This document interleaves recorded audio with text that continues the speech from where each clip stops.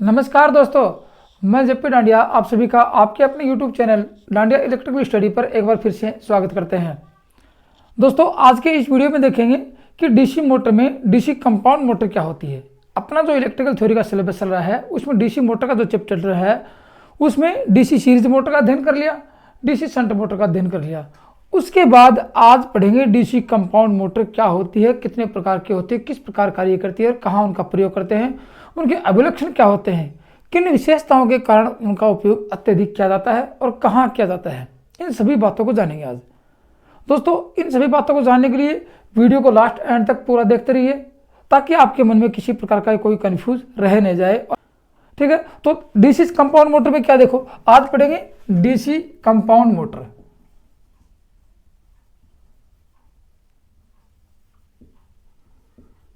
इसको कहते हैं डीसी संयुक्त मोटर या यौगिक मोटर। दिष्ट धारा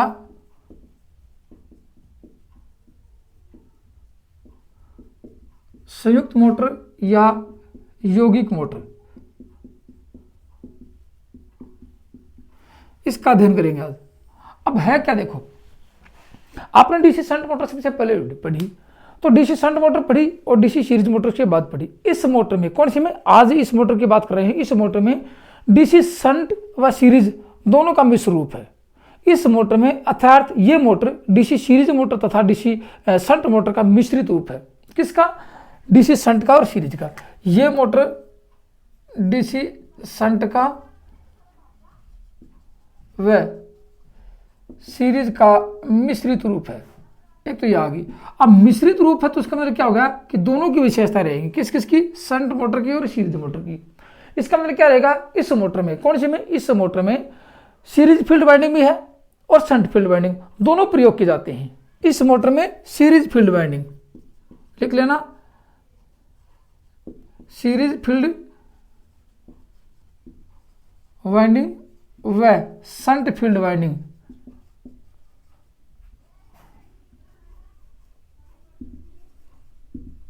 दोनों प्रयोग किए जाते हैं।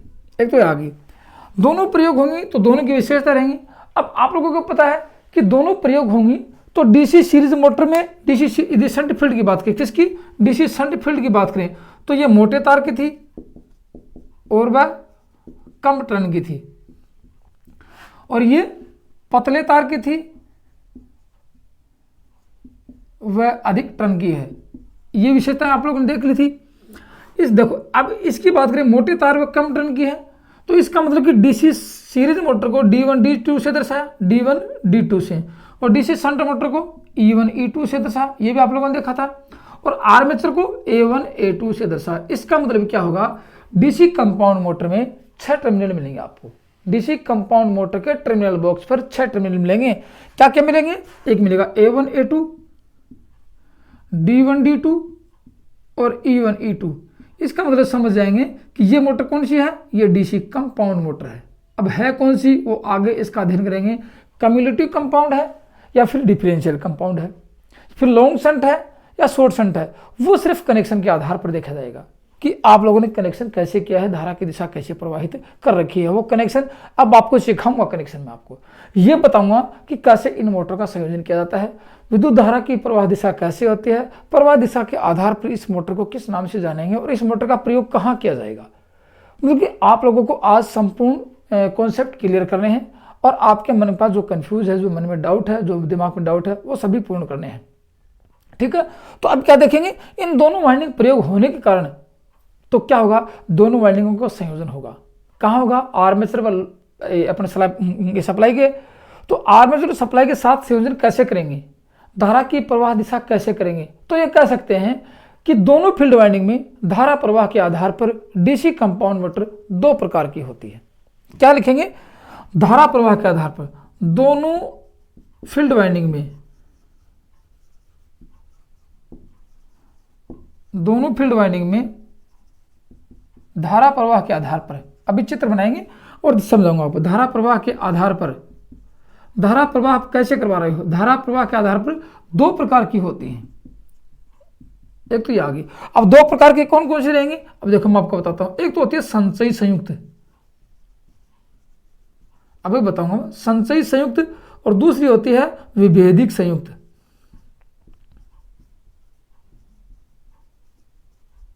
ये देखेंगे, एक तो होती है संचयी संयुक्त और दूसरी होती है विभेदिक संयुक्त। अब संचयी संयुक्त क्या होती है, विभेदिक संयुक्त क्या होती है, उसके बारे में अध्ययन करेंगे। फिर मैं आपको ये बताऊंगा कि यदि इनमें धारा प्रवाह के आधार पर धारा प्रवाह कब करेंगे, जब इसका संयोजन करेंगे। देखो दो बातें आती हैं, धारा प्रवाह कब होगा, जब इनका संयोजन होगा। तो संयोजन के आधार पर भी ये मोटर दो प्रकार की होती है। कौन कौन सी, ये मोटर भी दो प्रकार की होगी और ये भी दो प्रकार की होगी। एक में इसको कहेंगे लॉन्ग शंट और शॉर्ट शंट, इसमें भी लॉन्ग शंट और शॉर्ट शंट। इसका मतलब है संचयी संयुक्त मोटर दो प्रकार की और विभेदिक संयुक्त मोटर दो प्रकार की। संचयी संयुक्त होगी लॉन्ग शंट संचयी संयुक्त और लॉन्ग शंट ये अपने शॉर्ट शंट संचयी संयुक्त। ये होगी लॉन्ग शंट विभेदिक और शॉर्ट शंट विभेदिक। चार प्रकार की मोटर होंगी। चारों प्रकार के मोटर का वर्गीकरण करेंगे, इनकी पहचान करेंगे, क्योंकि सर्किट डायग्राम आपको दिया होगा, निम्न में से संचयी संयुक्त मोटर कौन सी है, लॉन्ग शंट संचयी संयुक्त मोटर कौन सी है, आपको पहचान करनी पड़ेगी। इसलिए आज उन सभी बातों को पढ़ेंगे। लेकिन आज यदि वीडियो लंबा होता है तो आज एक कम्युलेटिव कंपाउंड मोटर का अध्ययन जरूर करेंगे, संपूर्ण अध्ययन करेंगे। तो चलिए दोस्तों, अब देखते हैं एक एक मोटर का वर्गीकरण और सर्किट डायग्राम के आधार पर फॉर्मूले और उनका उपयोग और उनके अभिलक्षण देख लेते हैं।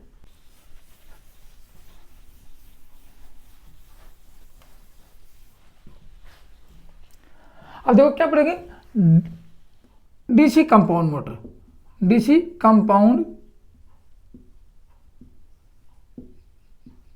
मोटर कितने प्रकार की बताई आपको मैंने, डीसी कंपाउंड मोटर आपको बताई मैंने दो प्रकार की। कब, किसके आधार पर बताई, मैंने आपको बताई धारा प्रवाह के आधार पर। दोनों वाइंडिंग में धारा प्रवाह के आधार पर यह मोटर दो प्रकार की होती है। तो यहां क्या लिखेंगे, धारा प्रवाह के आधार पर। धारा प्रवाह के आधार पर, धारा प्रवाह के आधार पर कितने प्रकार की, दो प्रकार की लिखेंगे। एक तो कम्युलेटिव, कम्युलेटिव कंपाउंड मोटर, एक तो ये होगी, और दूसरी क्या थी, डिफरेंशियल कंपाउंड।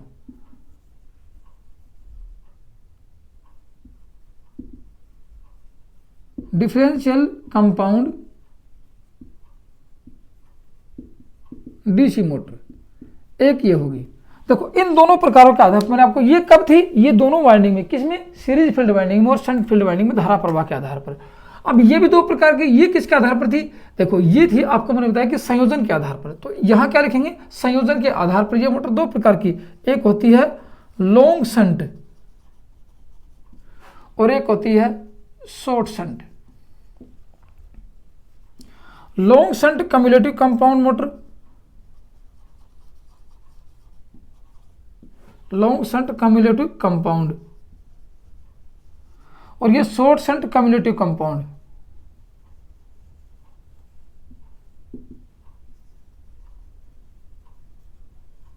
और वैसे सेम टू सेम यही, ये तो कब थी, ये तो मैंने आपको बताया धारा प्रवाह के आधार पर थी, और ये होगी आपके पास, ये कब, ये श्रेणी शंट क्षेत्र और शीट क्षेत्र के संयोजन के आधार पर, ये भी होगी आपकी लॉन्ग शंट और ये भी होगी शॉर्ट शंट।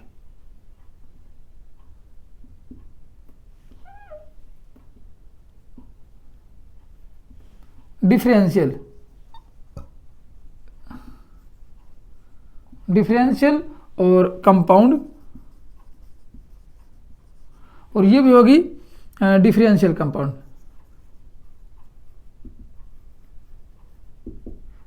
कंपाउंड, ये आपकी चार मोटे होगी।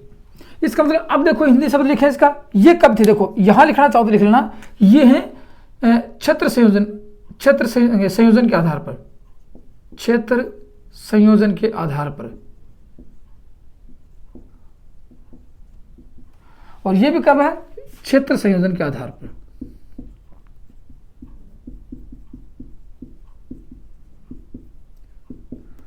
ये थी आपको। अब देखो कम्युलेटिव कंपाउंड जनरेटर को हिंदी में कहते हैं संचयी संयुक्त मोटर। क्या लिखेंगे, संचयी संयुक्त डीसी मोटर, और इसको लिखेंगे विभेदिक, क्योंकि आपको निम्न शब्द पक्के आने चाहिए। विभेदित संयुक्त, विभेदिक या विभेदीय संयुक्त होती है। फिर इसको कभी कभी यौगिक मोटर भी कहते हैं। संचयी संयुक्त की जगह क्या आएगा, यौगिक नाम आएगा आपके सामने। बाकी इस यौगिक क्या होता है, यहाँ यौगिक भी आ सकता है, ये होगी। अब लॉन्ग शंट को लिखेंगे दीर्घ शंट, दीर्घ शंट बाद में संचयी यौगिक मोटर, ठीक है। और ये होगी लघु शंट संचयी यौगिक मोटर, और ये होगी लॉन्ग शंट में दीर्घ शंट, इसमें नाम लिखा दीर्घ शंट और विभेदीय या विभेदीय की बात है, विभेदीय। और ये होगी लघु शंट विभेदीय यौगिक मोटर, एक ये होगी विभेदीय यौगिक मोटर। ये होगी आपके पास 4 मोटरें। तो अब आज किसका वर्णन करेंगे? आज करेंगे सिर्फ संचयी यौगिक मोटर का अध्ययन करेंगे, क्योंकि वीडियो ज़्यादा लंबा होगा और इस मोटर का अध्ययन करेंगे अगली वीडियो में। आज करेंगे इस मोटर का, इस मोटर में दोनों मोटर ही आ जाएंगी, ठीक है। तो इस मोटर का अध्ययन कर लेंगे। देखो अब क्या लिखेंगे, सबसे पहले इसका अध्ययन करेंगे, तो इसको मिटा देते हैं यहां से। देखो अब मैं दोनों की बात बताता हूं आपको। देखो इस मोटर की बात करें, इस मोटर में क्या होता है, देखो इस मोटर में श्रेणी क्षेत्र कुंडल को इस प्रकार से संयोजित किया जाता है। मैं आपको सर्किट डायग्राम बना के दिखाऊंगा, ऐसे नहीं है। इस मोटर में कौन सी में, संचयी संयुक्त मोटर में श्रेणी फील्ड वाइंडिंग को इस प्रकार से संयोजित किया जाता है कि श्रेणी फील्ड वाइंडिंग द्वारा स्थापित किया गया चुंबकीय फ्लक्स शंट फील्ड के चुंबकीय फ्लक्स का सहयोगी हो। सहयोगी इसका मतलब कि उसका चुंबकीय फ्लक्स की दिशा शंट फील्ड के चुंबकीय फ्लक्स की दिशा में हो, तो वह संचयी संयुक्त मोटर कहलाती है। सर्किट डायग्राम बनाएंगे, धारा प्रवाह के आधार पर देखेंगे कि ये कौन सी मोटर है। मैंने आपको बताया, इसलिए लिखते हैं कि इस मोटर में, देखो आपको सर्किट डायग्राम बनाऊं, ये आप लोगों ने आर्मेचर बनाया। देखो ये क्या बनाया, ये आर्मेचर बनाया, और आर्मेचर बनाने के बाद 2 कार्बन ग्रुप लगे। अब 2 वाइंडिंग संयोजित करनी है आप लोगों को, गौर से देखना, आपको आपके दिमाग के सारे कन्फ्यूज दूर हो जाएंगे, क्योंकि आप सारे इनके कॉन्सेप्ट क्लियर करोगे। ये 2 कार्बन ग्रुप लगा दिया आप लोगों ने,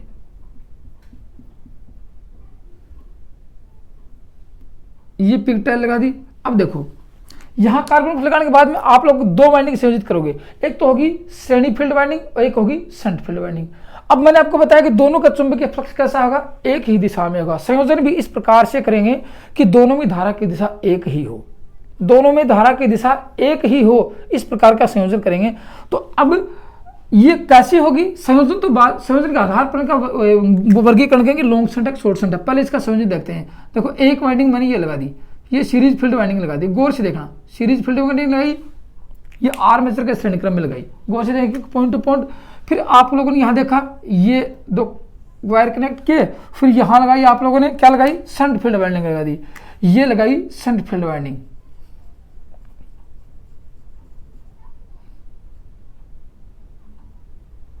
ये शंट फील्ड वाइंडिंग का संयोजन कर दिया आप लोगों ने। अब गौर से देखिए आप लोगों ने, ये 2 वायर आ गए इधर से, और ये आप लोगों ने डीसी प्रवाहित करवा दी। कहाँ करवा दी, डीसी प्रवाहित करवाई, प्लस और माइनस। अब प्लस और माइनस करवाने के बाद आप लोग धारा के डायरेक्शन को लगाओगे। देखो धारा का डायरेक्शन प्लस से माइनस की, ये प्लस लगा, यहाँ धारा गई, ये आ गई IL, यहाँ धारा प्रवाहित हुई, ये आ गई ISE, और ये आ गई IA। गौर से देखना पॉइंट टू पॉइंट, ये आ गई IA। यहाँ लिखेंगे D1 D2 क्योंकि सीरीज फील्ड वाइंडिंग है, यहाँ लिखेंगे E1 E2 क्योंकि ये शंट फील्ड वाइंडिंग, यहाँ लिखेंगे A1 A2 क्योंकि ये आर्मेचर है, ये लिखा आर्मेचर। यहाँ धारा गई कौन से में, ISH, शंट फील्ड में धारा चली गई यहाँ से, फिर यहाँ धारा डायरेक्शन घूम के आएगी यहाँ से, फिर आएगी ये धारा घूम के नीचे आएगी, और फिर वापस इसी स्थान पर आ जाएगी।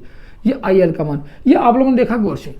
अब आप लोग देखोगे कि शंट, ये धारा यहाँ से प्रवाहित 2 भागों में बटेगी, एक ISH की तरफ, एक इधर। तो इस वाइंडिंग में धारा कैसे होगी, देखो ऐसे जाएगी, नीचे की तरफ जाएगी धारा, क्योंकि धारा का डायरेक्शन ऐसे है, और इसमें भी नीचे की तरफ धारा जाएगी। अब बताइए दोनों में धारा की दिशा सेम है कि नहीं है? दोनों वाइंडिंग में धारा की दिशा सेम है, तो दोनों का चुंबकीय फ्लक्स भी सेम ही रहेगा। दोनों का चुंबकीय फ्लक्स सेम रहेगा, मतलब कि एक ही दिशा, सेम का मतलब ये नहीं कि बराबर रहेगा, दोनों का चुंबकीय फ्लक्स एक ही दिशा में होगा। मतलब कि यहाँ क्या होगा, ये उत्पन्न करेगी ये फाई, ये क्या उत्पन्न करेगा, फाई SE, और ये क्या उत्पन्न करेगी, ये फाई SH। इसकी दिशा भी यही है और इसकी दिशा भी एक ही दिशा में है, तो दोनों का चुंबकीय फ्लक्स जुड़ने वाला स्वभाव का होगा। जुड़ेंगे आपस में, एक दूसरे को निरस्त नहीं करेंगे, जुड़ेंगे। तो क्या लिख सकते हैं, परिणामी चुंबकीय फ्लक्स, टोटल चुंबकीय फ्लक्स क्या होगा, परिणामी चुंबकीय फ्लक्स क्या होगा, फाई एस एच, क्योंकि इसका चुंबकीय फ्लक्स इसके साथ जुड़ेगा, फाई एस ई के साथ जुड़ेगा। ये हो गया आपका परिणामी चुंबकीय फ्लक्स। अब बताओ कम्युलेटिव कंपाउंड मोटर का कुल चुंबकीय फ्लक्स क्या होता है, सीरीज फील्ड और शंट फील्ड के चुंबकीय फ्लक्स का योग होता है। लिख लेना, इन दोनों का योग होता है, दोनों एक दूसरे के जुड़ने वाले स्वभाव के होंगे तो योग होगा। ये आपकी कौन सी मोटर है, ये आपकी है संचयी संयुक्त दिष्ट धारा मोटर है। अब मैंने आपको वो कैटेगरी तो नहीं बताई अब तक कि ये लॉन्ग शंट है या शॉर्ट शंट है, उस कैटेगरी का अध्ययन अब करते हैं। फिर संपूर्ण मोटर कौन सी का, कम्युलेटिव कंपाउंड मोटर का एक अभिलक्षण देखेंगे। तो उससे पहले इसका अध्ययन करेंगे कि ये मोटर कौन सी है, या फिर ये नहीं है तो उस मोटर को कैसे बनाएंगे। तो मैंने आपको बताया कि संचयी संयुक्त मोटर ये किसके आधार पर है, ये आपको बताया मैंने धारा डायरेक्शन के आधार पर है। धारा के डायरेक्शन दिख रहे हैं, क्योंकि सीरीज फील्ड वाइंडिंग में धारा और शंट फील्ड वाइंडिंग की धारा सेम है, तो इसको कह सकते हैं ये धारा प्रवाह के आधार पर डीसी कंपाउंड मोटर में संचयी संयुक्त डीसी कंपाउंड मोटर है। कौन सी है, संचयी, कम्युलेटिव है, जिसको सहसंयोगी मोटर भी कह सकते हैं। इसको क्या कह सकते हैं, सहसंयोगी, सहयोगिक, सहसंयोगी बोल दो या फिर सहयोगिक मोटर भी होती है। सहयोगिक नहीं कहेंगे तो संचयी जरूर कह सकते हैं। कौन सी मोटर है, संचयी यौगिक मोटर है। सह का मतलब सहयोग करने वाला, सहयोग करने वाला किसका, आपस में दोनों चुंबकीय फ्लक्स सहयोग करने वाले होंगे। ये आप लोगों को बताई मैंने क्या। अब इस वाइंडिंग में, कौन से में, इस वाइंडिंग में सीरीज फील्ड वाइंडिंग के संयोजन आप लोगों ने कैसे किए, उसके आधार पर मैं आपको इनके वो बताता हूं कि ये किस प्रकार की मोटर होगी। दो डायग्राम और बना के दिखाता हूं आपको। ये कौन सी मोटर थी, ये आपकी थी कम्युलेटिव कंपाउंड मोटर। कम्युलेटिव, जिसको हिंदी में कहते हैं कम्युलेटिव कंपाउंड डीसी मोटर है, इसको हिंदी में कहते हैं संचयी संयुक्त डीसी दिष्ट धारा यौगिक मोटर। अब मैंने आपको बताई कि संयोजन के आधार पर ये कौन सी थी, ये थी आपकी धारा प्रवाह के आधार, संयोजन के आधार पर ये मोटर मैंने आपको बताई। ये मोटर संयोजन के आधार पर ये मोटर दो प्रकार की होती है, ये दो प्रकार की होती है। अब दो प्रकार की देखेंगे कौन कौन सी, एक थी आपकी लॉन्ग शंट और एक थी शॉर्ट शंट। अब लॉन्ग शंट के कनेक्शन देखो, ये आप लोगों ने बताया आर्मेचर, गौर से देखना एक एक बात कि दोनों में अंतर क्या रहेगा, फिर दोनों के साथ अभिलक्षण पढ़ेंगे। ये आप लोगों ने बनाया आर्मेचर। अब आर्मेचर पर दो लगाए कार्बन ब्रूस, ये आप लोगों ने दर्शाए कार्बन ब्रूस, ये कार्बन ब्रूस दर्शाए, ये कार्बन ब्रूस दर्शाए, और कार्बन ब्रूस के बाद क्या लगाएंगे, ये लगाए आप लोगों ने पिगटेल। अब आप लोग देखोगे क्या लगाना है, देखो दो वाइंडिंग लगानी है, एक तो सीरीज फील्ड वाइंडिंग और एक शंट फील्ड वाइंडिंग। अब आप गौर से देखिए, चलो वो अलग बात है, यहाँ से मैं एक सीरीज फील्ड वाइंडिंग लगा देता हूँ। ये आर्मेचर के श्रेणी क्रम में सीरीज फील्ड वाइंडिंग लगा दी मैंने। और अब सीरीज फील्ड वाइंडिंग लगाने के बाद क्या लिखेंगे, एक शंट फील्ड वाइंडिंग दिखाते हैं। तो ये हुआ संयोजन, ये संयोजन दिखाया आप लोगों ने, और यहाँ लगा दिया आप लोगों ने कौन सी, शंट फील्ड वाइंडिंग लगा दी। अब एक एक पॉइंट टू पॉइंट देखना, मैं आपको बताता हूँ कि दोनों में अंतर क्या रहेगा। ये लगाई शंट फील्ड वाइंडिंग जो मोटे पतले तार की अधिक टनों की है, जिसका रेजिस्टेंस अधिक होता है। ये लगाई E1 E2 और ये लगाई D1 D2। गौर से देखते जाना, ये लगाई E1 E2 और ये लगाई D1 D2। ये A1 A2 और ये A1, ये दिखा दिया आपने आर्मेचर, और यहाँ लगाई आप लोगों ने सप्लाई। अब आप लोग क्या देख रहे हो, गौर से देखो, आप लोगों को बताओगे कि सर ये है, ये DC लगाई और ये प्लस और ये माइनस। अब ये धारा की दिशा यहाँ से चली, धारा की दिशा यहाँ आई। अब यहाँ आके दो भागों में अवश्य बटेगी। एक धारा का डायरेक्शन ये रहेगा I, जिसको ISH बोलते हैं, एक धारा का डायरेक्शन ये रहेगा जिसको IA बोलते हैं, और ठीक है ना, और एक धारा का डायरेक्शन ये रहेगा जिसको ISE कहते हैं, जिसकी धारा की डायरेक्ट दिशा ये रहेगी और इसमें धारा की दिशा ये रहेगी। अब बताओ दोनों में धारा की दिशा सेम है कि नहीं है, वो बात तो पहले देख लिया आप लोगों ने। धारा की दिशा सेम है, आपको डायरेक्शन मिले नहीं मिले परीक्षा में, क्योंकि सर्किट डायग्राम के आधार पर आपसे जरूर पूछा जा सकता है कि ये सर्किट डायग्राम, ये चित्र किस मोटर का दर्शाया गया है। तो आप लोग गौर से इसकी पहचान करना सीख लो, कोई बात नहीं है। धारा का डायरेक्शन सेम है, यहाँ से धारा चली, देखो प्लस माइनस आपको जरूर मिलेगा, धारा की दिशा नहीं मिलेगी तो आप धारा की दिशा बांट देना कि दो भागों में बैठेगी, धारा ऐसे गई और ये धारा ऐसे गई, दोनों में धारा की दिशा सेम है। इसका मतलब एक पहचान हो चुकी है। ये मोटर कौन सी है, कम्युलेटिव कंपाउंड मोटर है। ये मोटर कौन सी है, कम्युलेटिव कंपाउंड मोटर। क्यों, क्योंकि दोनों में धारा की दिशा सेम है। इसका मतलब क्या होगा कि दोनों में धारा की दिशा सेम होने के कारण इनका चुंबकीय फ्लक्स आपस में जुड़ने वाला स्वभाव का होगा, एक दूसरे का सहयोग करने वाला होगा। तो ये लिख सकते हैं यहाँ पे फाई टी बराबर phi S H plus phi S E. Very good, ये तो थी। अब आप लोगों को मैं एक चीज पहचान बताता हूं कि सर आपने वो तो बताया नहीं कि लॉन्ग शंट है शॉर्ट शंट है। देखो लॉन्ग शंट वो होगी कि आर्मेचर के श्रेणी क्रम में यदि सीरीज फील्ड संयोजित हो जाती है, आर्मेचर के श्रेणी क्रम में सीरीज फील्ड संयोजित हो जाती है तो वह लॉन्ग शंट मोटर कहलाती है। दो बात याद रखना कि आर्मेचर के श्रेणी क्रम में सीरीज फील्ड वाइंडिंग और शंट फील्ड वाइंडिंग इन दोनों के समानांतर क्रम में, आप लिखना चाहे तो लिख लेना। इस मोटर के कौन से में, इसको मैं नीचे नाम लिख देता हूं, ऊपर लिख देता हूं, ये कौन सी मोटर है, यह लॉन्ग शंट। लॉन्ग शंट, अब लॉन्ग शंट तो पहचान होगी क्योंकि आर्मेचर के श्रेणी क्रम में सीरीज फील्ड वाइंडिंग संयोजित है। ये क्या है, आई series field winding D1 D2 ये होगी, और ये A1 A2 तो है ही। ये लॉन्ग शंट है, इसका मतलब कौन सी लॉन्ग शंट, और है कौन सी, धारा की दिशा दोनों में एक है, तो लिख सकते हैं cumulative compound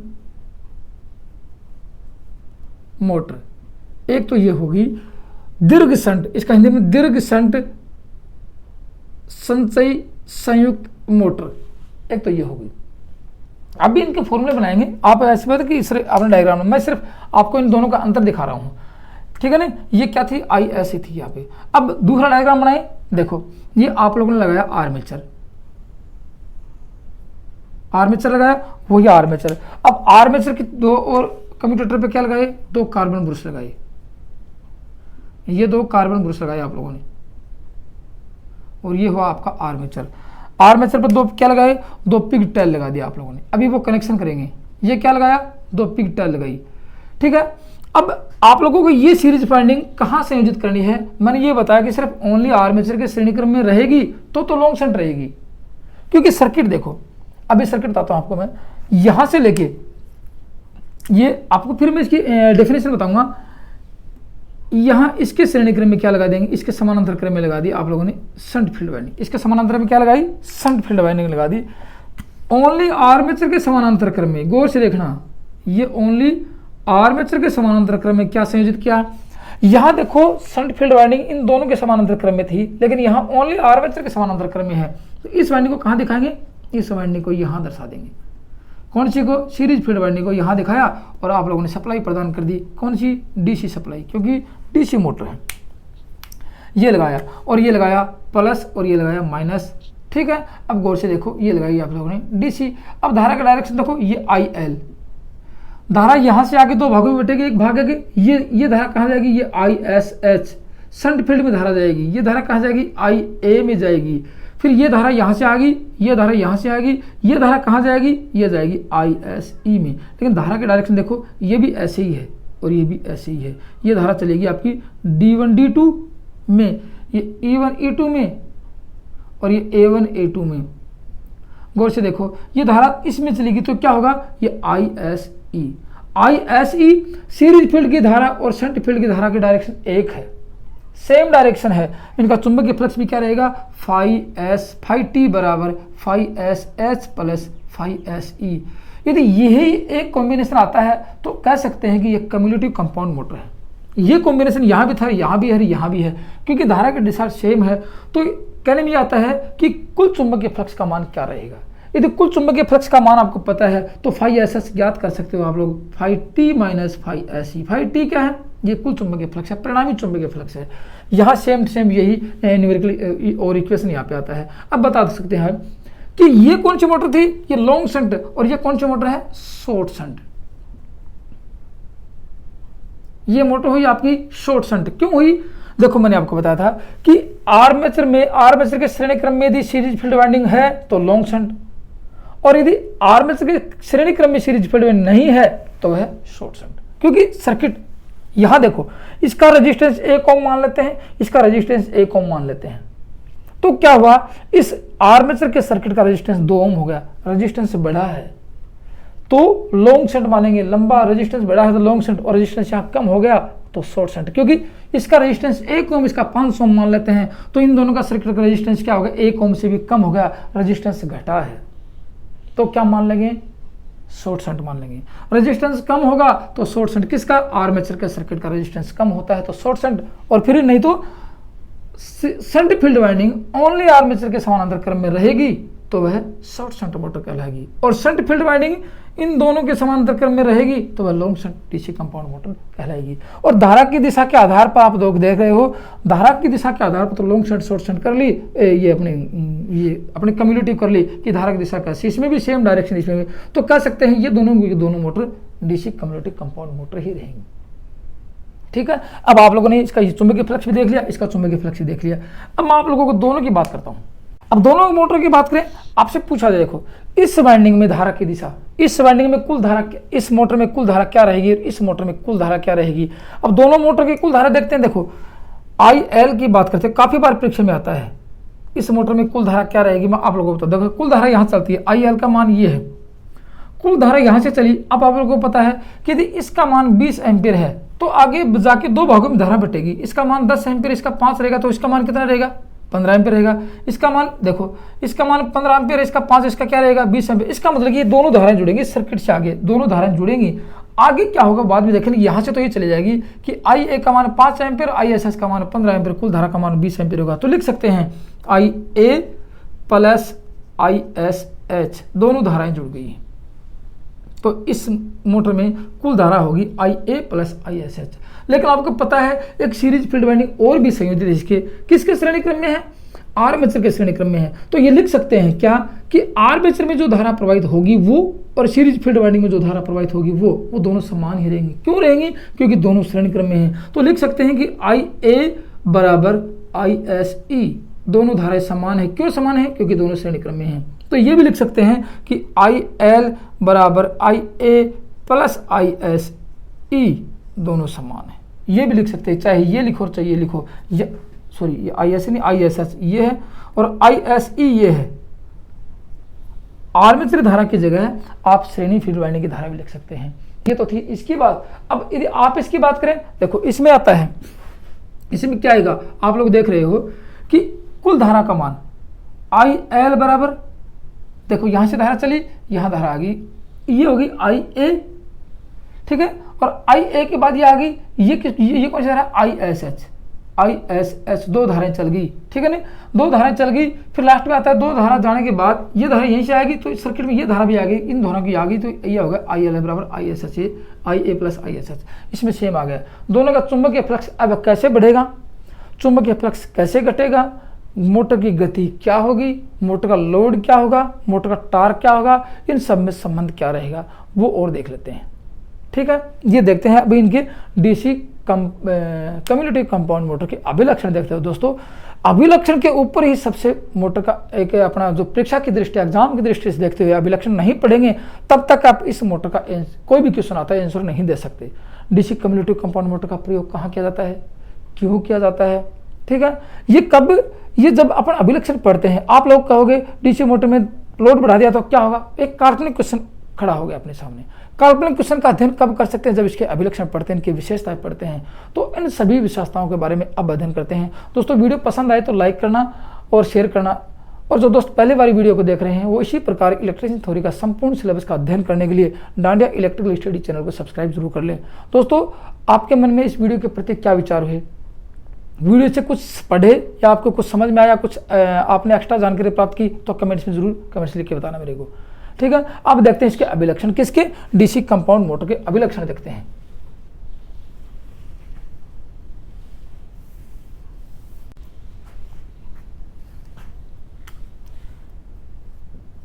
DC cumulative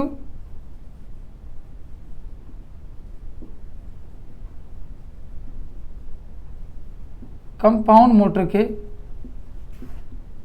अभिलक्षण, characteristic of DC compound motor, ये देख लेते हैं। देखो बहुत ही सिंपल है। आप लोगों ने डीसी सीरीज मोटर देखी, डीसी शंट मोटर देखी। डीसी सीरीज शंट मोटर में क्या देखा कि इसकी गति लगभग नियत रहती है, स्थिर रहती है। डीसी सीरीज मोटर में क्या देखा, लोड के साथ गति घटती बढ़ती रहती है। वो मोटर कौन सी थी, डीसी शंट मोटर देखी आप लोगों ने, स्थिर स्पीड वाली मोटर थी। ये मोटर कौन सी थी, ये वेरिएबल स्पीड वाली मोटर थी। दोनों का संयुक्त रूप आज यहाँ पढ़ रहे हैं, तो दोनों के बारे में देखेंगे। आप लोगों को ध्यान होगा कि आपने नोट्स बनाए होंगे, आपने लिखा होगा, कुछ समझा होगा, तो आज यहाँ पढ़ने में जोर नहीं आएगा, क्योंकि ये मोटर दोनों मोटरों की विशेषता रखती है। कौन सी? Community compound motor, series motor और शंट मोटर दोनों की विशेषता रखती है। इसलिए जहां वेरिएबल स्पीड होगी तो कितनी घटेगी, कितनी बढ़ेगी, टार्क का मान क्या रहेगा, उसके बारे में देखते हैं। तो सबसे पहला अभिलक्षण देखते हैं।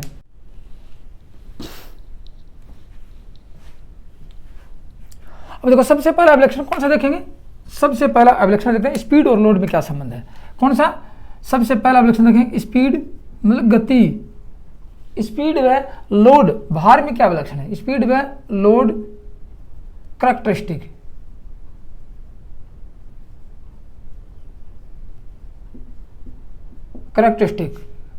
अब इसके बारे में अध्ययन करते हैं। देखो मतलब कि गति व भार अभिलक्षण, गति व भार में क्या विशेषताएं होती हैं।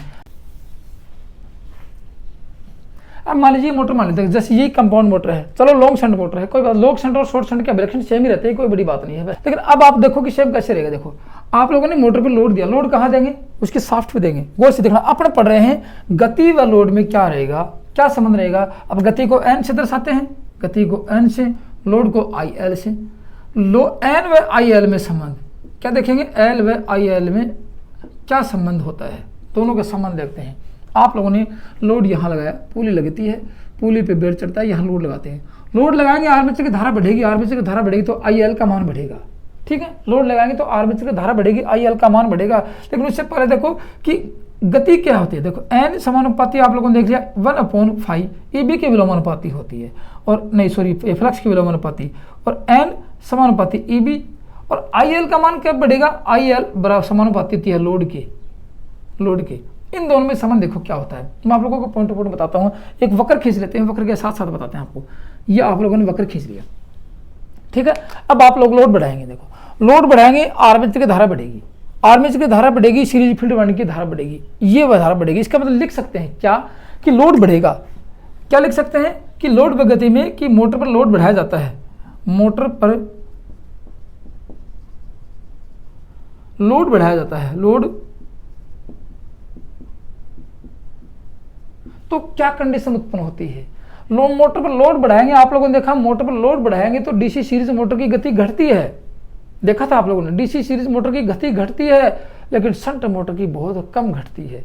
शंट मोटर की गति बहुत ही कम घटेगी, क्योंकि शंट मोटर की फील्ड वाइंडिंग अलग से सेपरेट से आर्मेचर के समानांतर में थी, तो लोड का उसके ऊपर कोई प्रभाव नहीं पड़ा। इसका मतलब फ्लक्स वहां पे स्थिर था, तो मोटर की गति स्थिर थी।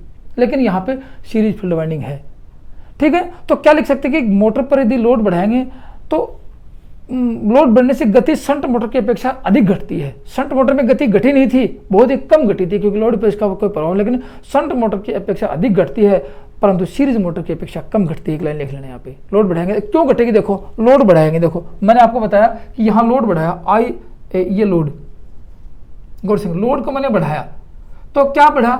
आई एल का मान बढ़ा। अब मैं आपको बता दूं, लोड यहाँ बढ़ाया, इसका मान बढ़ेगा, इसका मान बढ़ेगा, देखो आई एल का मान बढ़ेगा। तो आप लोगों को पता है आई एल का मान बढ़ा तो इसके ऊपर कोई प्रभाव नहीं पड़ेगा। देखो इसके ऊपर कोई प्रभाव नहीं पड़ेगा, क्योंकि सर्किट यहाँ से बढ़ेगा, यही एक सर्किट होगा, ये तो इसके समानांतर क्रम में है। इसके चुंबकीय फ्लक्स में, इसकी धारा में कोई प्रभाव नहीं पड़ेगा, इसके चुंबकीय फ्लक्स में धारा में प्रभाव नहीं पड़ेगा। आप लोगों को पता है, मैंने आपको बताया कि फाई टी बराबर, देखो फाई टी बराबर क्या है? फाई एस एच, ये तो कांस्टेंट रहेगा, इसमें धारा का परिवर्तन नहीं होगा। तो फ्लक्स माना कि इसका मान 20 है और इसका मान 30 था, सॉरी 10 वेबर मान लेते हैं, तो कुल चुंबकीय फ्लक्स क्या था? 30 वेबर है। कुल चुंबकीय फ्लक्स 30 वेबर है, जिसके हिसाब से लोड है, जो गति चल रही है। अब आप लोग देखोगे लोड बढ़ाएंगे, आई एल का मान बढ़ा, आई एल का मान बढ़ेगा तो आई एस ई का मान बढ़ेगा, इसका मान बढ़ेगा, देखो, और आई एस ई का मान बढ़ेगा तो आई ए का आर्मेचर धारा बढ़ेगी। ये इन दोनों में समझ आ गया। गौर से देखिए, पॉइंट टू पॉइंट लिखते चले ना। आर्मेचर धारा बढ़ेगी, ये बढ़ेगी। अब बताओ, इसका धारा का मान बढ़ा, इसमें फाई एस ई, ये था आपके फाई एस ई था। फाई एस ई किस पर निर्भर करेगा? फाई एस ई निर्भर करेगा आई एस ई पर, और आई एस ई का मान बढ़ा लोड बढ़ाने से, तो क्या चुंबकीय फ्लक्स नहीं बढ़ेगा? चुंबकीय फ्लक्स बढ़ेगा, ये बढ़ेगी, चुंबकीय फ्लक्स बढ़ेगा। अब आप लोग चुंबकीय फ्लक्स मानेंगे, बढ़ के क्या होगा? 10 था पहले, 20 हो गया, तो कुल चुंबकीय फ्लक्स 40 चला गया। तो मोटर की गति तो कुल चुंबकीय फ्लक्स पे डिपेंड करती है। यही देखो, ये कुल चुंबकीय इस पे डिपेंड करती है। अब सोच रहे हो आप लोग, ये कुल चुंबकीय फ्लक्स बढ़ा है, तो क्या मोटर की गति घटेगी कि बढ़ेगी? घट जाएगी। इसलिए कहते हैं इस मोटर की गति घट जाएगी। लेकिन दो विशेषताएं हैं, क्या इसके ऊपर कोई प्रभाव पड़ा? नहीं। तो शंट मोटर की अपेक्षा मोटर की गति घटेगी कि नहीं घटेगी? शंट मोटर में तो नहीं घटी थी, लेकिन आज शंट मोटर की विशेषता देखी जाए तो बहुत अधिक घटती है। शंट मोटर की अपेक्षा अधिक घटती है, लेकिन यहाँ सीरीज मोटर की, क्योंकि पहले क्या पढ़ा था, सीरीज मोटर की गति बहुत अधिक घटती है, सीरीज मोटर ओनली पड़ी थी तब, लेकिन यहाँ शंट मोटर ने गति को स्थिर रखने की कोशिश की है, इसलिए कम घटेगी। ठीक है ना? तो इसका चुंबकीय फ्लक्स, ओनली इसका चुंबकीय फ्लक्स बड़ा है, तो सीरीज मोटर की अपेक्षा तो देखो घट रही है, लेकिन इसकी अपेक्षा और अधिक, ये तो घटना ही नहीं चाह रही थी लेकिन फिर भी घट गई। तो इसका देखो IA का मान बढ़ा है। अब IA का मान बढ़ गया तो आप लोगों को पता कि ISE का मान बढ़ा है, तो φSE का मान जरूर बढ़ेगा, लेकिन φSS नहीं बढ़ा। तो लिख सकते हैं कि मोटर की गति n समानुपाती φT होती है, तो इसका मान बढ़ा है तो इसका मान घटेगा। ठीक है? तो एक बात ये आ गई, लेकिन आपको मैं डायग्राम बना के दिखाऊं। एक यहाँ देखो, ये मान लीजिए कि एक निर्धारित लोड है, निर्धारित है, यहाँ लिखेंगे IL और यहाँ लिखेंगे N, दोनों में संबंध देखो। मैंने आपको बताया कि शंट मोटर की अपेक्षा बहुत कम घटती, शंट मोटर की अपेक्षा घटती है। शंट मोटर घटाना नहीं चाह रही थी लेकिन घटती है, तो ये आ गई आपकी शंट मोटर की गति। आप लोगों ने धीरे धीरे लोड बढ़ाया, ऐसे लोड बढ़ाएंगे और ये गति घटनी, देखो गति यहाँ आ गई घट के, गति यहाँ आ गई घट के, गति यहाँ आ गई, तो शंट मोटर की अपेक्षा बहुत कम घटती है। मान लीजिए कि आ गई क्राइटेरिया यहाँ पे। लेकिन आप सोच पूछा जाए क्या सीरीज मोटर की अपेक्षा बहुत कम गति, ये सीरीज मोटर की अपेक्षा ये आ गई, सीरीज मोटर ये आ गई यहाँ से, सीरीज मोटर तो ये थी,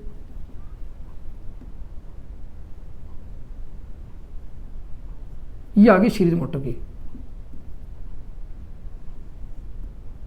ये। अब सीरीज मोटर की अपेक्षा तो कम घटती है, लेकिन शंट मोटर की अपेक्षा अधिक घटती है। गौर से देखना, तो दोनों की दोनों बात, ये वाइंडिंग चाहती है कि मोटर की गति घटे नहीं, और ये चाहती है मोटर की गति घट जाए, क्योंकि इसमें धारा का परिवर्तन हुआ है, उसमें धारा का परिवर्तन नहीं हुआ है। तो आपके सामने ये निष्कर्ष निकल गया, ये आ गया कि दोनों के बीच का आएगा कि वो चाहती है नहीं घटे, ये चाहती है घट जाए, क्योंकि शंट मोटर चाहती है मोटर की गति घटे नहीं, सीरीज मोटर चाहती है मोटर की गति घट जाए। तो ये गति घट गई आपकी कम्युलेटिव, और ये आपकी सीरीज, और ये आपकी शंट। ये शंट मोटर की अपेक्षा घटती है, और ये शंट मोटर की अपेक्षा घटती है, और ये सीरीज की, लेकिन दोनों के बीच में आ जाती है। इसलिए नोट करके लिखना कि इन मोटरों में, कौन सी मोटरों में, इन मोटर में गति भार बढ़ने पर शंट मोटर की अपेक्षा तो अधिक घटती है, परंतु सीरीज मोटर की अपेक्षा कम घटती है। ठीक है ना? इसलिए इन मोटरों, देखो, इसलिए इन मोटर को नो लोड पर लोड नहीं लगाएंगे। देखो सीरीज मोटर की विशेषता नो लोड पर नहीं चलती है, वो मोटर की बॉडी उखड़ जाती है, शंट मोटर की अपेक्षा लोड के साथ नहीं चलती है। इसलिए इस मोटर को नोट करके, इस मोटर को लोड पर स्थिर स्पीड पर चलाया जा सकता है। ये मोटर इस मोटर को नो लोड पर स्थिर स्पीड पर आसानी से चलाया जा सकता है। ये तो थी लोड और गति का अभिलक्षण। दूसरा अभिलक्षण देखेंगे, टार्क व लोड में क्या अभिलक्षण होता है, टार्क व लोड में क्या संबंध होता है।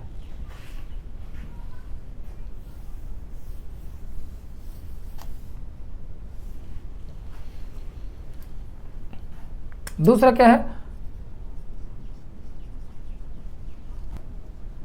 टार्क व लोड में लोड अभिलक्षण।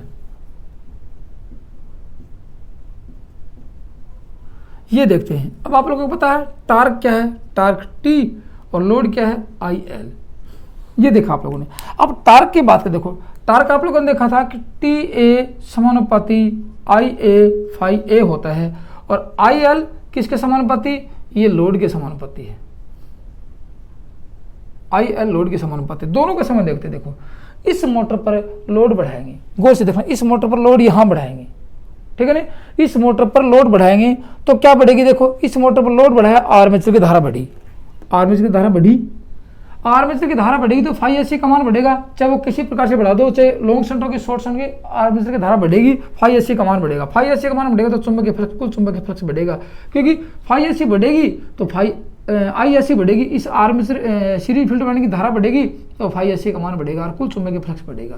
तो कुल चुंबकीय फ्लक्स बढ़ रहा है और ये बढ़ रहा है, तो क्या आर्मेचर इसमें मोटर पर टार्क नहीं बढ़ेगा? तो कह सकते हैं कि इस मोटर पर लोड बढ़ाएंगे तो टार्क बढ़ेगा, इस मोटर पर लोड बढ़ाएंगे तो टार्क बढ़ेगा, लेकिन आप लोगों ने पहले एक अभिलक्षण में देखा था कि लोड बढ़ाएंगे तो चुंबकीय फ्लक्स जरूर बढ़ेगा। अब देखो मैं आपको वो एक कॉम्बिनेशन दिखाता हूं कि आप लोगों ने लोड को बढ़ाया, लोड बढ़ाया तो क्या क्या बढ़ा, गौर से देखना। लोड बढ़ाएंगे IL का मान बढ़ेगा, लोड धारा का मान पक्का बढ़ेगा। लोड धारा का मान बढ़ा है तो क्या बढ़ेगा, सीरीज फील्ड वाइंडिंग की धारा बढ़ेगी, ISE का मान बढ़ेगा। सीरीज फील्ड वाइंडिंग की धारा बढ़ी तो आपको पता कि आर्मेचर की धारा अवश्य बढ़ेगी, बिल्कुल आर्मेचर की धारा बढ़ेगी। आर्मेचर की धारा बढ़ेगी तो आप लोगों को पता है कि यहाँ से ये तो एक कॉम्बिनेशन ये था, लेकिन अब दूसरी देखा जाए कि ISE का मान बढ़ा, कब बढ़ा, देखो मैं बताता हूँ। IL का मान, यहाँ से IL का मान बढ़ा कि नहीं बढ़ा है, कब लोड बढ़ाएंगे तो क्या ISE का मान बढ़ा, और ISE का मान कि सीरीज फील्ड में धारा का मान बढ़ा तो क्या φSE सीरीज फील्ड का चुंबकीय फ्लक्स नहीं बढ़ेगा, और सीरीज फील्ड में चुंबकीय फ्लक्स बढ़ता है तो φT का मान भी बढ़ता है, φSE बढ़ता है। तो क्योंकि ये मोटर कौन सी है, φSE का मान बढ़ेगा तो कुल चुंबकीय फ्लक्स अवश्य बढ़ेगा, क्योंकि मोटर कौन सी है, कम्युलेटिव कंपाउंड मोटर है, एक दूसरे का। इस मोटर का, इस वाइंडिंग का चुंबकीय फ्लक्स स्थिर रहेगा, φSH का मान स्थिर होता है, क्योंकि ये आर्मेचर के समानांतर क्रम में संयोजित है। इसमें धारा का परिवर्तन नहीं होगा तो इसका चुंबकीय फ्लक्स भी परिवर्तन नहीं होगा। ठीक है, तो क्या लिख सकते हैं इस मोटर के बारे में, इस मोटर में फुल लोड तक टार्क शंट मोटर की अपेक्षा कम होता है। शंट मोटर की अपेक्षा टार्क कम होता है, सीरीज मोटर की अपेक्षा अधिक होता है, क्योंकि सीरीज मोटर का टार्क तो और भी अधिक था, सबसे अधिक था। ठीक है ना, शंट मोटर की ये शंट मोटर की विशेषता, इसकी अपेक्षा तो कम ही है, ये तो बढ़ाएगी नहीं, ये तो नहीं चाहती कि टार्क बढ़े। ठीक है ना, इसकी अपेक्षा कम है, लेकिन शंट मोटर की बात करें, यहाँ सीरीज मोटर की बात आती है तो क्या लिख सकते हैं, सीरीज मोटर की अपेक्षा टार्क अधिक होता है। ठीक है ना, सीरीज मोटर की अपेक्षा टार्क अधिक होता है।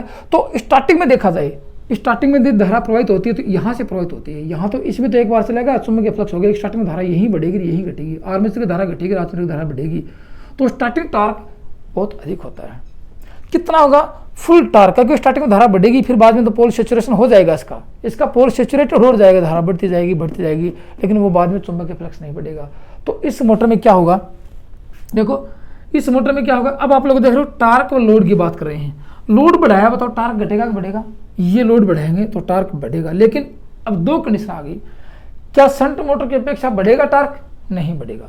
इस मोटर में लिख लो नोट लगा के, इस मोटर में क्या फुल लोड तक लोड बढ़ाएंगे, फुल लोड तक टार्क शंट मोटर की अपेक्षा कम होता है, लेकिन सीरीज मोटर की अपेक्षा अधिक होता है, सीरीज मोटर से भी अधिक होगा। सीरीज मोटर चाह रही कि मेरे आर्मेचर धारा वृत्त के समानुपाती हो, लेकिन उससे भी अधिक होता है, क्योंकि यहाँ चुंबकीय फ्लक्स एक तो ये था, इसका सहयोग होता है, चुंबकीय फ्लक्स जो ही बढ़ता है तो टार्क अवश्य बढ़ता है। इसलिए इस एक नोट लगाने वाली बात और आ गई, एक निष्कर्ष और निकल गया यहाँ पे कि इस मोटर में स्टार्टिंग धारा पूर्ण धारा का लगभग आधा गुना अधिक होती है, क्योंकि पूर्ण धारा का फुल लोड धारा की यहाँ सेचुरेशन हो जाएगा, फिर धारा नहीं बढ़ेगी, फिर धारा बढ़े तो अपना फ्लक्स नहीं बढ़ेगा। तो लिख सकते हैं कि इस मोटर की स्टार्टिंग धारा का मान फुल लोड धारा का आधा गुना अधिक होती है, इसलिए यह मोटर स्टार्टिंग में उच्च टार्क पैदा करती है। ठीक है ना, उच्च टार्क पैदा करती है जो शंट मोटर की अपेक्षा बहुत अधिक होता है। दो बातें और निकल गई यहाँ पे। अब मैं आपको वो दिखाता हूँ, इसका टार्क दिखाता हूँ, एक अभिलक्षण और आपको कर्व बना के दिखाता हूँ आपको। देखो इसका ग्राफ खींचते हैं, देखो यहाँ से ये लिया आप लोगों ने। ठीक है ना, ये लेने के बाद क्या लिखेंगे, यहाँ पे लिखेंगे IL और यहाँ पे टार्क। अब ये देख लिया, लोड बढ़ाएंगे, लोड बढ़ेगा टार्क बढ़ेगा, लोड बढ़ेगा टार्क बढ़ेगा, लोड बढ़ेगा टार्क बढ़ेगा, लेकिन इस मोटर की अपेक्षा बढ़ेगा नहीं बढ़ेगा। आपको दोनों चीज देखनी है, कम्युनिटी देखनी है, सीरीज देखनी है, शंट देखनी है। क्या शंट मोटर की अपेक्षा बढ़ेगा, नहीं बढ़ेगा, तो शंट मोटर का टार्क इतना ही होता है, आर्मेचर धारा के वृत्त के समानुपाती होता है। शंट मोटर का टार्क आर्मेचर धारा के वृत्त के समानुपाती, आर्मेचर की धारा बढ़ेगी तो टार्क बढ़ेगा, ये बढ़ा, तो इसका मतलब ये ग्राफ आ गया, ये किसका है, ये शंट मोटर का है, ये शंट मोटर का आ गया, क्योंकि शंट मोटर टार्क आर्मेचर धारा के ही समानुपाती होता है। फ्लक्स तो बढ़ेगा तो हो जाएगा, फ्लक्स बढ़ने वाला है नहीं, सिर्फ ओनली आर्मेचर धारा पर ही डिपेंड करेगा, आप लोगों ने पढ़ लिया। लेकिन अब सीरीज मोटर की बात करें, क्योंकि सीरीज मोटर का स्टार्टिंग टार्क किसके समानुपाती होता है, ये होता है, आप लोग देख चुके हो कि आर्मेचर धारा के वर्ग के समानुपाती, TA समानुपाती IA²। कब, जब पोल सैचुरेशन नहीं होते हैं यहाँ, तो ये आएगा टार्क, यहाँ पे ऐसे घूम के आएगा टार्क, यहाँ से लोड बढ़ता है टार्क स्पीड से बढ़ता है और यहाँ पे आ जाता है। लेकिन अब देखो बात यहाँ से, तो अब कम्युलेटिव कंपाउंड मोटर की बात करें क्योंकि तो इसमें इसकी भी विशेषताएं और इसकी विशेषताएं हैं, तो ये टार्क आएगा यहाँ पे बीच में। ये तो ये लिख सकते हैं कि ये टार्क किसका है, ये सीरीज मोटर का टार्क। आप लोगों ने देखा ये सीरीज मोटर का टार्क है, और ये टार्क किसका आ गया, ये कम्युलेटिव मोटर का। ये आपका हो गया टार्क व लोड में अभिलक्षण है। इसमें दो बातें आएंगी कि शंट मोटर की अपेक्षा कम होता है और सीरीज मोटर की अपेक्षा अधिक होता है। आगे शंट मोटर की अपेक्षा कम हुआ, यह आपका संबंध आ गया। एक तीसरा क्या बच गया, टार्क व लोड में। तीसरा बच गया, तीसरा अभिलक्षण क्या बचा है, टार्क व गति में क्या संबंध है। तीसरा बच गया टार्क व स्पीड में संबंध क्या बच गया।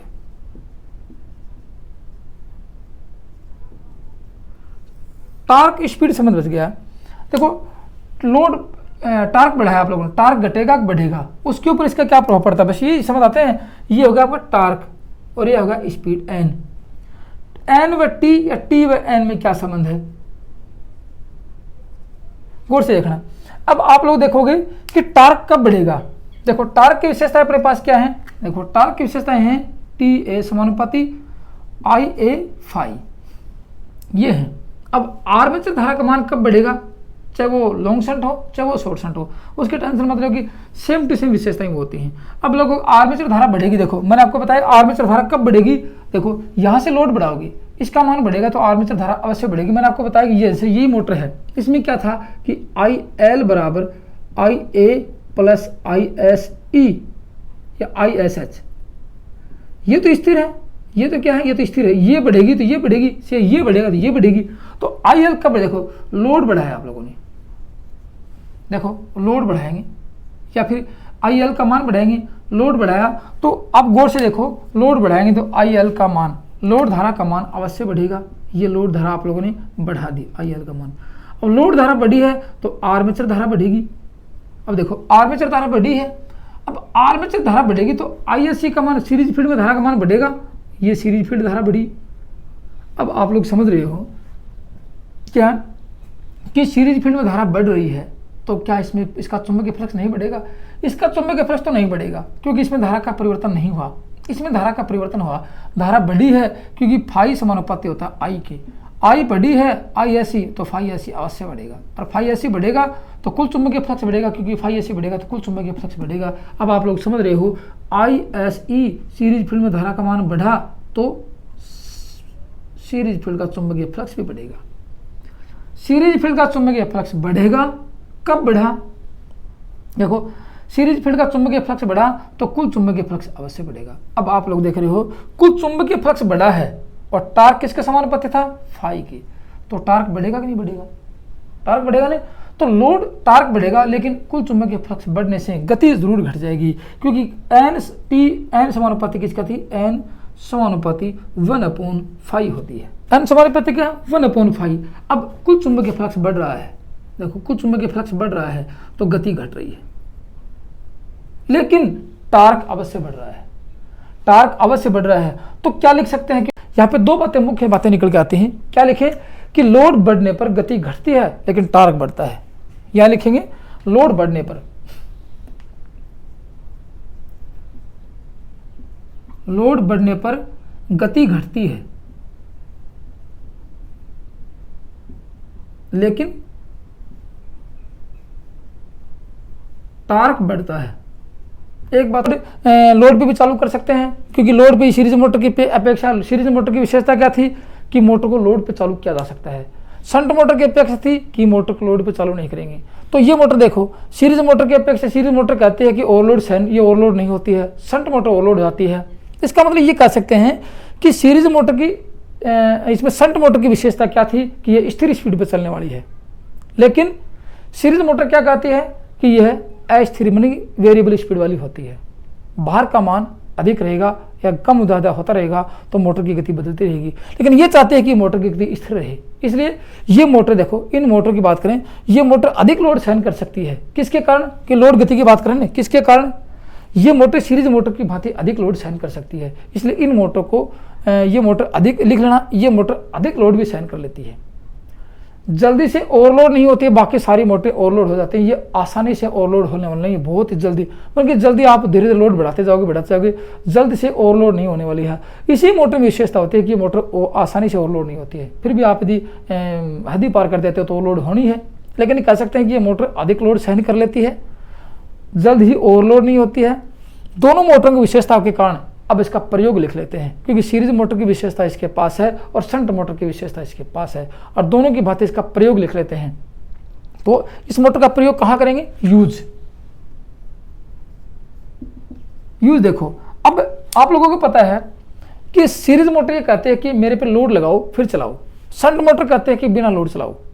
ठीक है, सीरीज मोटर कहते हैं कि आप लोड का उतार चढ़ाव करेंगे, गति कम ज्यादा होती रहेगी। ये कहता है कि गति मैं स्थिर रखने वाला हूं। दोनों होगी, तो इस दोनों विशेषताओं कैसे लिखेंगे? इस मोटर का प्रयोग वहां किया जाता है जहां लोड परिवर्तित हो और गति स्थिर की आवश्यकता हो। स्थिर देखो, परिवर्तित भार पर स्थिर गति की आवश्यकता होती है, वहां इस मोटर का प्रयोग किया जाता है। कौन सी का? कम्युलेटिव कंपाउंड मोटर, वो चाहे लॉन्ग शंट हो और चाहे वो शॉर्ट शंट हो। समझ गए बात? तो क्या लिख सकते हैं? इस मोटर का प्रयोग वहां किया जाता है जहां वेरिएबल लोड पर कांस्टेंट स्पीड की आवश्यकता होती है, मतलब परिवर्तित भार पर स्थिर गति की आवश्यकता होती है। जैसे प्रेस होती है, रोलिंग मिल होती है, जहां रोल बनते हैं, बड़ी बड़ी चादरों के रोल बनते हैं, चादरें आती हैं, ये अपन लोहे की या स्टील की चादर आती है, जैसे रोल एक ड्रम की तरह चक्कर में लगाते हैं, वहां इन मोटर का प्रयोग होता है। कि लोड होता है बहुत बार यहाँ पे, लेकिन स्पीड बिल्कुल स्थिर चाहिए, कॉन्स्टेंट स्पीड चाहिए। लोड परिवर्तनशील है लेकिन स्पीड वहां पर चाहिए। कंप्रेसर आता है, संपीड़न आता है ना, संपीड़न आता है जिसको कंप्रेसर बोलते हैं। क्या लिखेंगे? प्रेस, जो बड़ी बड़ी प्रेस, जो प्रिंटिंग प्रेस होते हैं, वहाँ वेरिएबल लोड होता है, पेपर का वजन अधिक हो जाता है, फिर भी स्पीड चलती रहती है। प्रेस और रोलिंग मिल और कंप्रेसर और एलिवेटर और कतरनी में जहाँ जैसे बड़ी बड़ी चद्दर काटे, कतरनी और फ्लाई व्हील। ठीक है ना, फ्लाई व्हील की आवश्यकता होती है। और भी जहां आपको लगे कि लोड परिवर्तनशील है और गति की स्पीड स्थिर चाहिए, वहां इस मोटर का प्रयोग करते हैं। दोस्तों, आज की वीडियो में सिर्फ इतना ही है। अगली वीडियो में देखेंगे डिफरेंशियल कंपाउंड मोटर क्या होती है। ठीक है, वीडियो पसंद आए तो लाइक करना और अपने दोस्तों में शेयर जरूर करना। थैंक यू, धन्यवाद।